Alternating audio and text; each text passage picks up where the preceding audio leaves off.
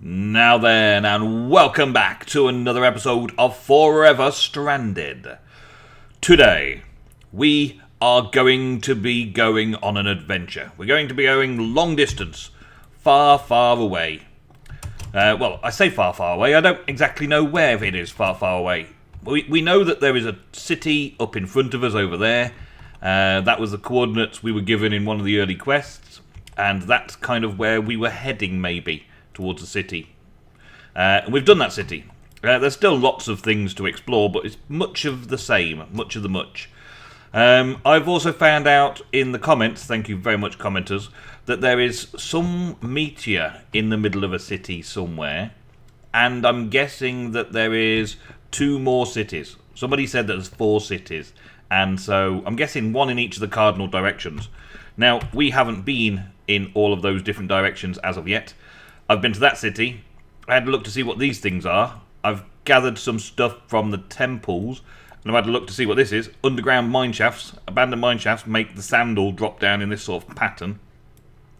So I've cleared out this city, and I've checked out those 2 temples, and I've been that far. That's as far as I've been. Really? Oh, there's another temple over there I checked. That's as far as I've been. So I'm going to go off and find the meteor today, because making all the applied energistic stuff, it's slow going with the inscriber, unless I can use the inscriber presses. And this over here, well, while I appreciate it's a great idea and it works, it just uses so much power that I would have to keep it powered constantly just to get a stack of resin every now and again, which has done me fine for while I've been setting things up. But once I get set up, I've either got to power that permanently, which was not an option, or I've turned in the sticky resin into rubber, and I've got a little stockpile, which is the option that I want. But I would like to just be able to make them whenever, with the right ingredients, and do the cheaty way. A kind of cheaty way. It's not the cheaty way really, because it's the real way. It's the way you're supposed to do it. So I like that.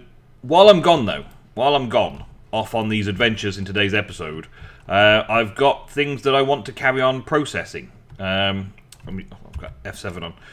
I just did this area and I F7'd it so I could see where the lighting was. I've got things that I want to sort out. Like, for instance, I would like to get my blaze spawner, instead of just being sitting here in the desert, where I can fight them easily. It's not that easy. I would like to make an auto farm for them, but there's woot auto farms and all that kind of stuff, I think. So it's kind of, I don't want those sort of things yet, but we're going to get onto those. There's so many things I want to do in this pack, even though most of the questing stuff is already done. According to the questing stuff, anyway. According to the questing stuff, we've mostly done that. We've mostly done that. We've mostly done that. That one's the next thing. We've mostly done that. And that is just, I don't even know if I'm going to try that.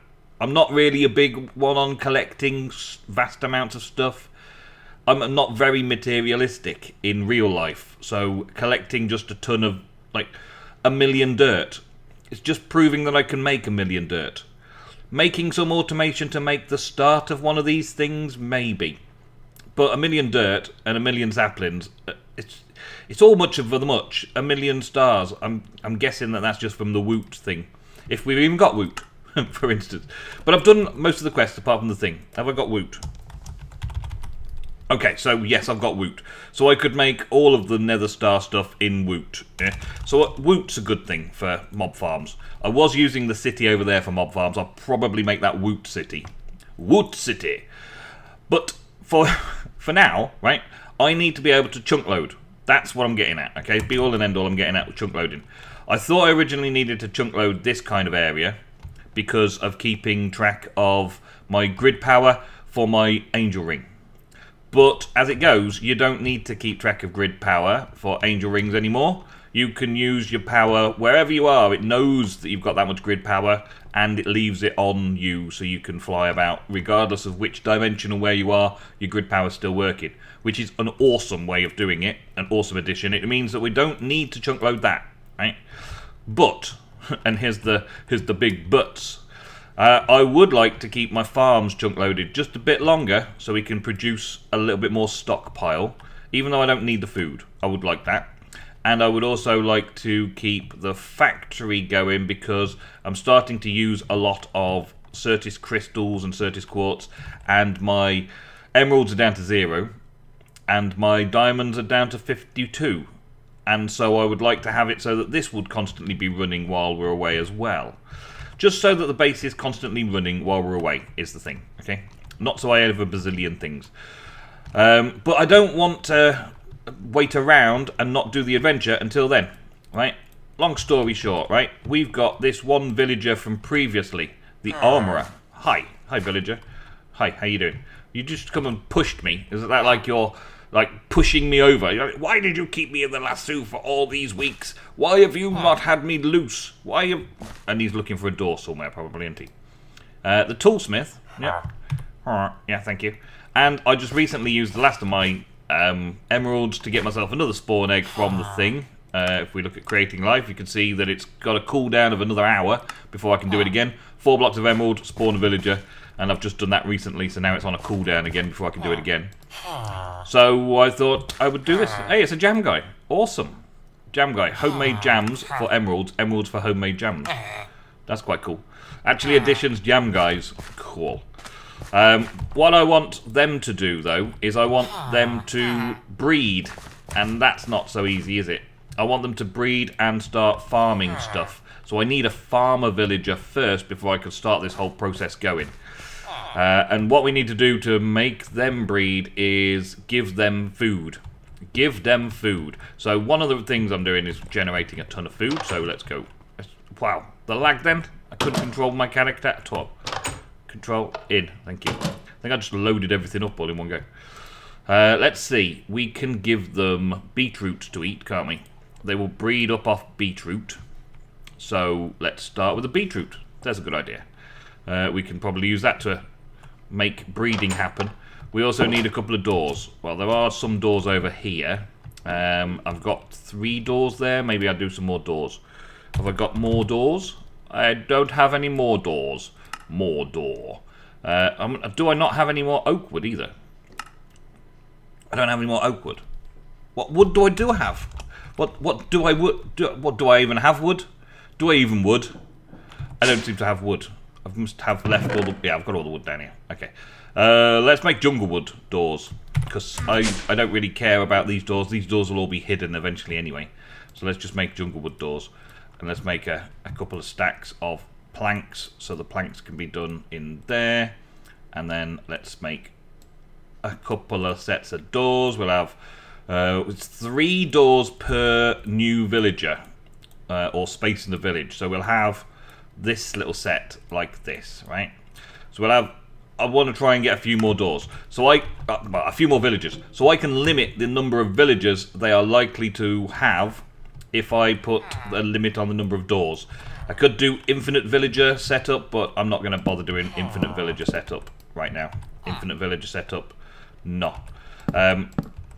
Once I've got a farmer, maybe I'll start doing an infinite villager setup. But for right now, I just want to get a few bred up, a few breedings. I need some more villagers for free instead of for 8 blocks of emeralds or 4 blocks of emeralds.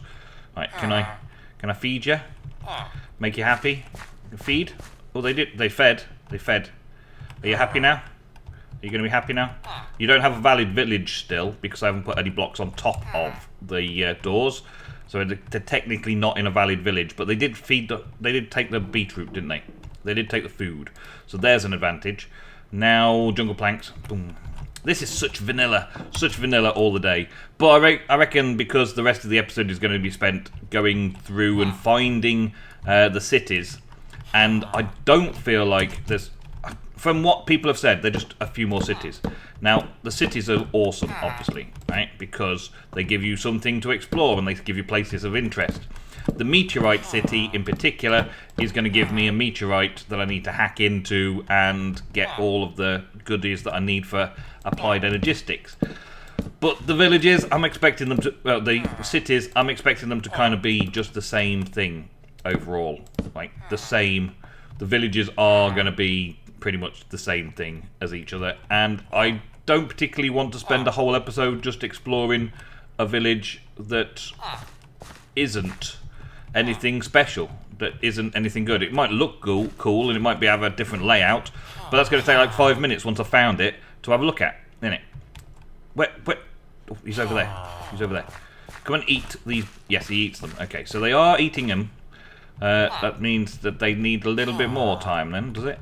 Have some more, have some more, have some more. Eat your fill, eat your fill. I said eat your fill. They have eaten their fill. They've eaten a stack between them. But they're not physically interacting. Boys, get on with girls and boys. Girls and boys? Well, there's Jam Guy, and then there's the armourer. Let's presume that the female is the armourer and not Jam Guy. Maybe take some more beetroot. I would like this to have worked. And mechanic-wise, I thought it should. I'm going to make a contract for a villager, but I really need the villager to be quickly. I need the villager to be setting up a farmer, and then I can leave them to breed up with a contracted villager in a chunk loader. Let me just throw the whole thing down there. Eat as much as you can, mate. All of it? Really? Just add all of it? What? Okay.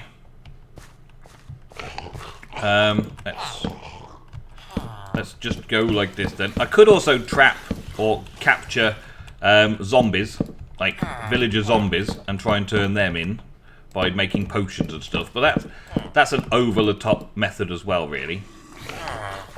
Come on, villagers. Come on down and do your thing. How much food do they actually need in them? They've had they've had 2 stacks of beetroot between them now. You'd think that they would soon start, like, going. There's only 2 villagers in the village. Let us begin the whoopee. The whoopee.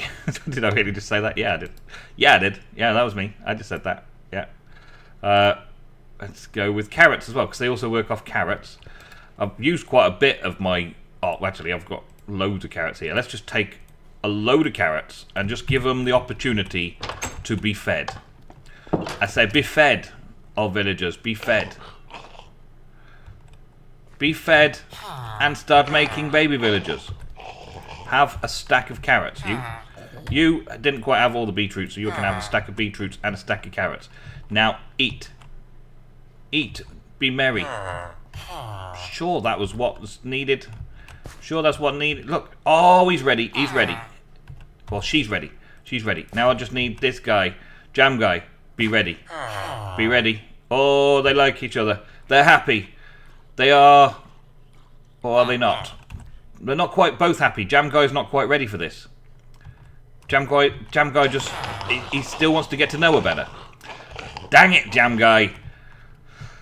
I gave you a load of carrots. Maybe it was the carrots that made the difference, because they didn't really seem to see eye to eye when it was just beetroot. But then, beetroot isn't exactly an aphrodisiac, is it? I didn't realise carrots were an aphrodisiac. But I suppose there are people in the world that could find carrots attractive. I don't know. I don't know. It was mine and my wife's anniversary yesterday. Just to let you know. Tuesday, the 9th of May. 14 years we've been married. 14 years. 14 whole years. It's been fun. And it's still great. And she still lets me get away with doing stuff like this. Come on, Jam Guy. Just propose already. Just get it over and done with. Come on. This is really, really, really odd, standing watching the villagers. I guess I could just leave them now. I've given them lots of food. They should be happy. I definitely saw one effect going off with the amount of hearts in the air. It was just not reciprocated. Reciprocated, it was not. So maybe they will find love in the next dawn. But I also need to make myself a few things before I go anywhere. So that's the last thing we want to sort out, right? Want to compass these meteoric compasses from Applied Energistics. Find compasses. Find compasses. Find meteors. So now I've got a Meteorite Hunter. Awesome. So now I can find meteors. And the way this works is it points in the direction of a meteor. So as you can see, or maybe not, you can see the blue line there is pointing clearly into that direction. And when I go look this way, it turns. So that line's turning, pointing towards the meteor. Now if I go into another place, it's going to carry on pointing in the direction it needs me to go to find the meteor. So the meteor's definitely in that direction. But that's pointing in the direction of the village that I've already been. No, that's actually pointing in the direction behind the village, isn't it? That's the town we've already been to. That's the new way. Okay, so that's where we're going to go, right? And the meteor stone, the sky stone, or whatever it's called, I can't remember. The sky stone is actually very, very tough. So I'm going to need a diamond equivalent pick or something to do with it. And I don't really have a diamond equivalent pick. I've got this iron hammer, which I suppose could be upgraded a few times. It's got mining level diamond, which might work. I maybe need to work on a few upgrades. There was a post just recently by Duncan Webb in my comments, and I haven't read it in full yet, but I did catch it briefly. It was showing a detailed information on making a decent tool. And so I'm going to go and spend a little bit of time checking that comment out in full and experimenting with how to make a decent tool, maybe even decent armor, that I can take on this wild adventure with me. We have a baby! It's a baby weaponsmith, though. It's not a farmer. I got all this farm laid out for him, and I need a farmer. So I need these to continue just breeding steadily until I actually get a farmer that I can feed or give a load of seeds to, so that then they can do stuff over here while I'm gone. But anyway, I haven't even started doing my tool and armor stuff yet, so I better get on with that. Okay, it's very makeshift, but it's doing the job. Very makeshift, but it's doing the job. Having this set up in the city will be my next best thing, right? The trouble I got here at the minute is I kill them to get the blaze rods, right? But I'm not actually able to fly when I've got it motoring. Like, when it's going super fast, I can't fly. Because I haven't got enough power in my power grid yet. And occasionally they don't even drop a blaze rod. But what am I making the blaze rods for? I'll leave that off for now. It'll be okay over there. What am I making the blaze rods for? I'm making an ender chest. Now, Duncan Webb put in the comments down below that there was Indexer and Indexer Remote that was pretty good. So I thought, yeah, okay, I'll give that a go. But then I realised that it's doing exactly the same thing as just having an ender pouch linking to an ender chest. So an ender chest with an ender pouch and expertly moving stuff from the ender chest out. The only trouble with that, of course, is that I needed a few more blaze to make the things. I still need one more by the looks of it. Yeah, one more. Still need one more to make another chest. I could just link it into the farm chest, I suppose, but oh well. I need some more blaze rods anyway, so I'll do this for a little bit longer. Let's have a look, see how the villagers are getting on. Villagers are breeding again. So this one is now a cleric. So we still don't have a farmer, so they can't be fed automatically by the farmer. I have to still come over here and feed them to make them all happy and full and hungry. But still getting there. Oh, one more thing. While I've got you, I was leaving this until I brought you back. This is another thing, an upgrade. The iron hammer that I've got, well established, metallic, add an obsidian sharpening kit and a flint to make it a fortified obsidian, meaning that instead of it being an iron hammer that is diamond mining level, it will move up to cobalt mining level because of the upside of that. And then I was just going to add a load of redstone to it. And then just keep going. Boom, redstone, boom, redstone, boom. I don't know if that makes it any faster or slower. And just make it quick. It's already got a decent amount of durability, and I just want this quickness to get through obsidian fast. Or get through places fast. How many modifiers have I got so far? How many modifiers? Can't tell. Show me modifiers. Shift for more stats? No. Control for more details. How many more modifiers have I got? It looks like I've got no more modifiers left. Okay, so I'll just keep making this as fast as I can. It started off with like 3 modifiers, so I'm probably doing 3 modifiers worth. Hold on. It's not actually going up, is it? 0.58? 0.58. No, it's not going up. It's making noises, but it's not actually going up. There, we've finished it off. The last little bit. Not enough modifiers, one needed. So it is the hastiest. It is the hastiest of iron hammers now. Ready to go smash some areas up and around about the place. Smash them up.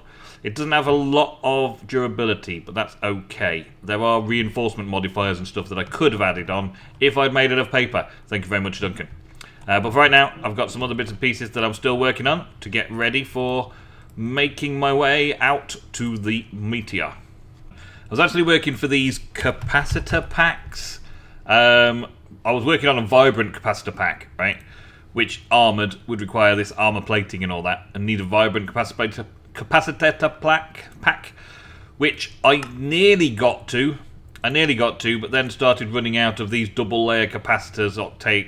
Started running out of those, and that's going to take me ages to make loads of things like that. So I'd already got the tier 2 capacitor sorted out, ready, and then I was working on the tier 3 with all these vibrant alloys, and I just got fed up. So I decided to make the armoured version of this tier 2 pack, which is conductive iron plating, which is made like so.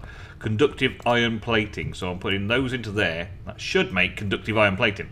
Hopefully it hasn't just burnt out everything that I was doing. And that's still making the energetic alloy over there. That's good. I actually ran out of ender pearls. I had the last 5 ender pearls here, which I was making the vibrant alloys this way. So I've got this one making the energetic alloy, and then ender pearls in there turn it into the energized alloy or whatever it's called. Man, I don't care. I don't care. I just want to make some stuff. I just want to fly. No, this isn't a jetpack flight thing. That's the bit about it that I'm not sure. I think we just like put it together and somehow it works. There we go. A capacitor pack armored. Okay, it's +6 armor when on the body, and it looks like it holds 4 million RF. It sends 3,000 RF. Charges armor and held items when active. Must be worn as a chest plate, which is why the armored version was important to me. So we've got the armoured version of that, and I should be able to just top it up in here, fill it up in here, right? And then, let's just take that a little bit for now. And then this, which I normally bring over here to top up, which is keeping me cool, and the gelid slime armour isn't really keeping me cool anymore because I'm using the portable temperature regulator instead. If I use this armour 6, it's an upgrade on that, but is it able to do the portable temperature thing? Doesn't appear to be doing it, does it? Right, so if I take the portable template and put it in there, yeah, if I use the temperature regulator in my offhand, then this will recharge it and keep me topped up. Or at least I can recharge it from this instead. I can wear this and recharge that. I could still wear proper armour in that case. So, yeah, that was my plan right now, was to get that sorted. I might actually do it in the other section over here. I believe the temperature regulator still works when it's in my hand. I would doubt that it only works in the baubles, to be fair. And that can go in there for a sec, because that can recharge that faster. And also get rid of all the power that's in here. And I can always bulk out a load more power soon. Let's see how the villagers are getting on. We've got another new villager. Oh, this one's spat out some of this. Okay. Why you do that? Why are you spitting out? Jam Guy? Is Jam Guy a farmer? Jam Guy might be a farmer. Oh, really? Jam Guy, are you a farmer? That would be awesome if Jam Guy's actually a farmer. I didn't know that Jam Guy was maybe a farmer. He doesn't look like a farmer, does he? I don't have a hoe on me. But they are... There's 2 babies now, so it's working. I think I just need Jam Guy to start planting crops so we can start feeding the other villagers while we're gone. So let me get a hoe. A hoe. I don't have a hoe. I've got to make another hoe. Really? This unbreaking hoe has been suggested as well, which is pretty awesome. But that requires me to use with nether stars from the Wither. So I will do that at some point. But for right now, I'm not that worried. And so let's see if Jam Guy is a farmer. He's obviously dealing in food because he sells jam. Yeah, but is he a farmer? Does he do the same farming stuff that I wanted to see? Hey, Jam Guy, there you go. You're on a farm. Plant farm stuff. Do you plant farm stuff? And what is this called, dude? An alchemist. Well, I'd like to see what he does when he grows up. Or she, of course. He, she's. Non-decided sexes. Well, he doesn't seem to be planting anything. He doesn't seem to want to, does he? Maybe we need something else eventually. He did seem to be trying to feed his fellow villagers, though, to keep them happy. Which is the sign of a farmer. Which is why this setup works in vanilla. We'll see, we'll see, we'll see. Let me get on with this, though. I've now drained everything out of that capacitor bank. Okay. You can't access your shield slot from here? Oh, you can access your shield slot from here. There we go. That'll keep that topped up forever now. How does it look? It just looks like I'm wearing a capacitor bank on my back. Charged up and ready to go. Okay? And it looks like I'm wearing steel armor from the front. Nice enough. Awesome. Okay, well, with that, I think I'm about ready to go. I'm just going to make some other armor, some other cool armor, and then I'm off. And so, we're nearly ready. We're nearly ready. I'm actually feeling confident that I'm ready. I'm putting an import bus on here, and I'm putting a chest on here. This is the ender chest that's taken me a while to create, because, well, my blaze farm isn't as good as it was. Well, at least my blaze farm isn't that good. And then I can put stuff in. Let me show you this. Okay, let's take all 97 of those fluix crystals out of there. And then when I'm anywhere in the world, I can put stuff into there, and it will automatically start removing that stuff and putting it into the AE system. So if we look at the fluix crystals here, it is slowly improving. Okay. So everything gets put back into the AE system from the white ender chest. And the white ender pouch is where I throw stuff into the ender chest. Okay? It's that simple. Now, another thing that I was told to do is to take lava and water with me. Or at least lots of lava with me. So I'm going to take the ender tanks. Well, I'm going to take a single ender tank and a single ender tank of water with me. What else can I think of that I might need? I don't know if there's anything else that I might need. I mean, I can always go back again at some point if I need to. So I'll do that, and I'll add those into here.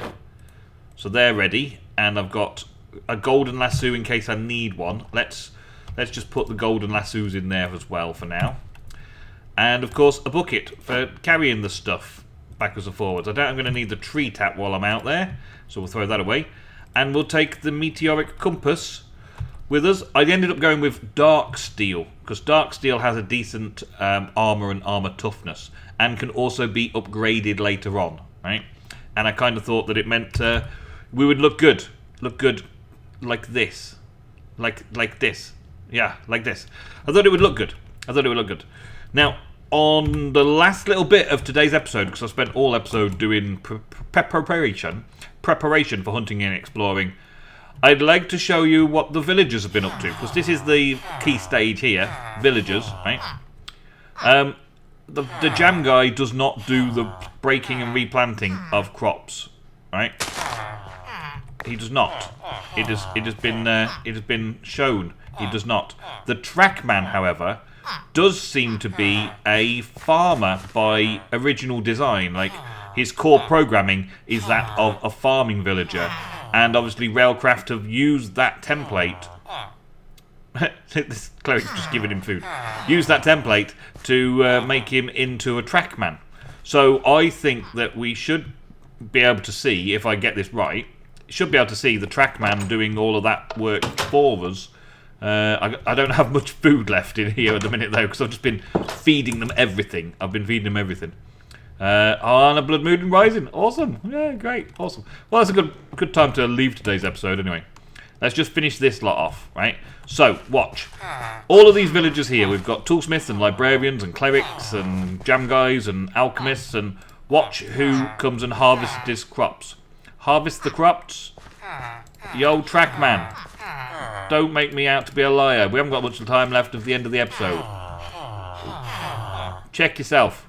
Check the area around you. Ah, there we go. Right, so now he breaks and replants.